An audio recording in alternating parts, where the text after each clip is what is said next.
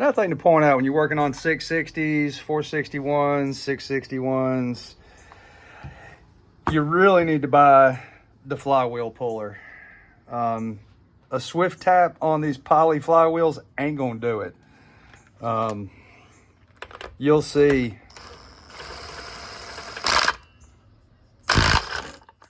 Actually, that one came off pretty easy. Normally it's pretty violent. You really have to put some torque on it, and then it's pow, it comes right off.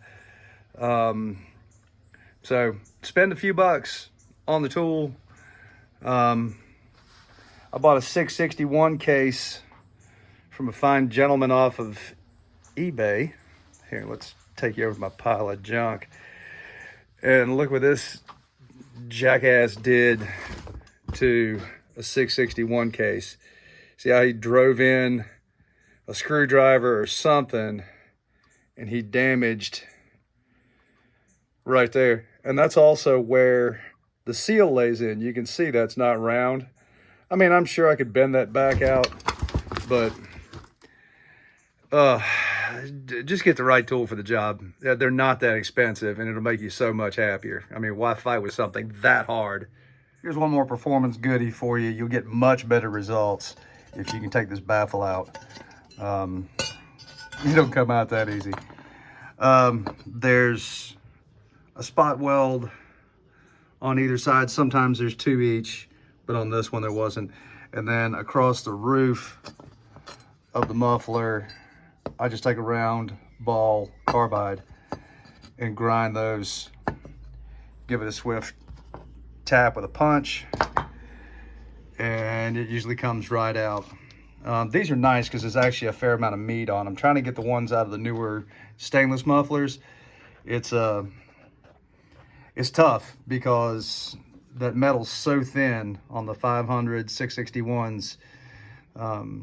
It's because that right there, let's see if I can't get you in a little bit. That's a spot weld bit. It's got like a little pointy tip, hard to catch that. But anyway, you get the gist of it. You can see it's got that centered right there, and then it grinds it out. And that's just high-speed steel. It does a great job. Again, look at that tiny little exhaust port, and there's like one little baffle right there. Amazing they can get whatever 6.5, almost 7 horsepower out of that choke down. So anyway, this was definitely going to breathe a whole lot better.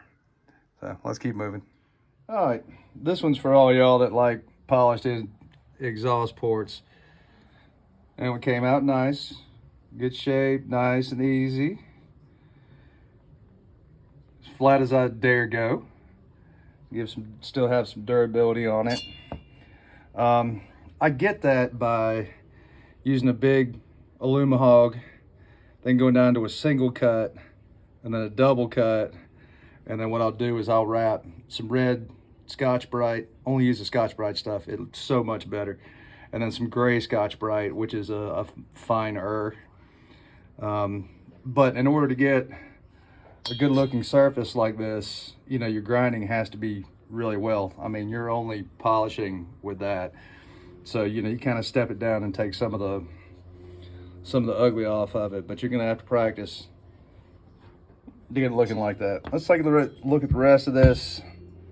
There's 40 thousandths off the base. I didn't get a super clean finish. I did this in 3 passes, and I did 15 thousandths, and then 10. And I think on that last pass, when I was cleaning up the plating, I dinged up my cutter. So didn't get the best finish. It's nice and straight and everything else. I mean, it's just aesthetics.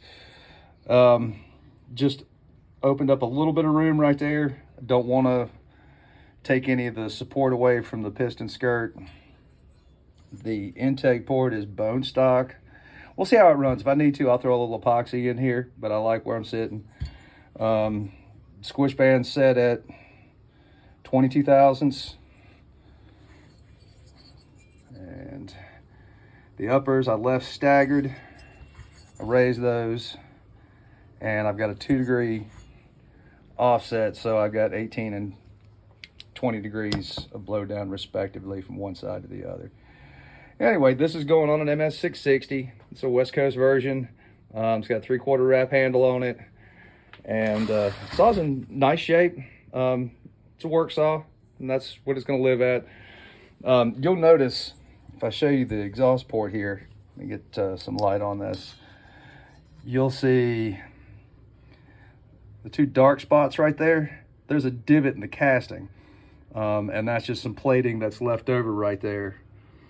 So that shows you how little I raised this exhaust. I got my exhaust numbers by taking the base off.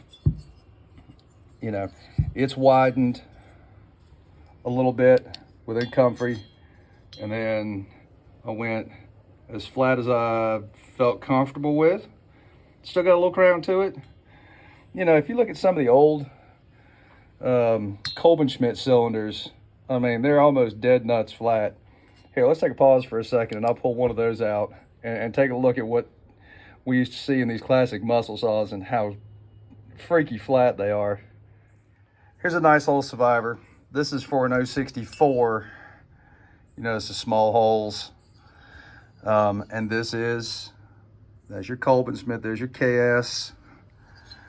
Casting numbers on this side. Let's see if we can pick this up.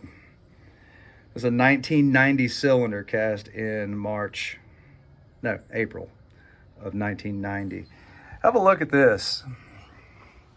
Let's put this up in and see how, look how square that is, or rectangle. All right. Oh, it's got to have more crown. You're gonna hang a ring. Anyway, there's for the people that feel like you got to have a ton of arch in your, I'm somewhere in the middle. It's not nearly as square as that. But if you look at all these old school cylinders, they're flat as a pancake, man. They didn't care. And they ran great. That's why they're classics. Well, we almost got there on this one. We're going to have to circle back, so to speak. Got this together. I did pressure and vacuum test it. When I put the top end back on after the performance work, everything looked good. Had a small leak around the spark plug hole. Somebody's got a helicoil insert in there. Anyway, I got that buttoned up. And, you know, I still had this funny idle, you know, just really wouldn't settle in. Brought it back and retested it and made sure that it would hold pressure and vacuum, and it did. Until you move the crankshaft. So let's take a look at this. All right, so we can,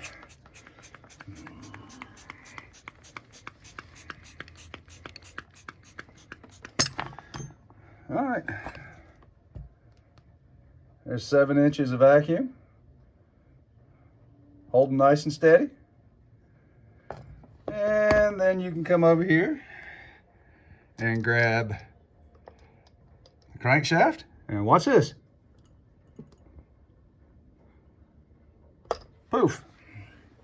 Adios, vacuum. All right, so let that be a lesson to you, and I think I'm gonna store this one away. You know, sneaky air leak like that is frustrating. You know, so anyway, we'll just tear this thing down, throw some new bearings and a gasket set at it, and be back in business and good as new. You know, when I was inside, I never saw anything remotely that gave me the impression that there was any hard wear and tear on this. Piston and cylinder were in great condition. You know, fuel filter was clogged. I mean, just normal maintenance stuff. And this saw doesn't have, you know, a crap ton of hours on it. So back to the old drawing board.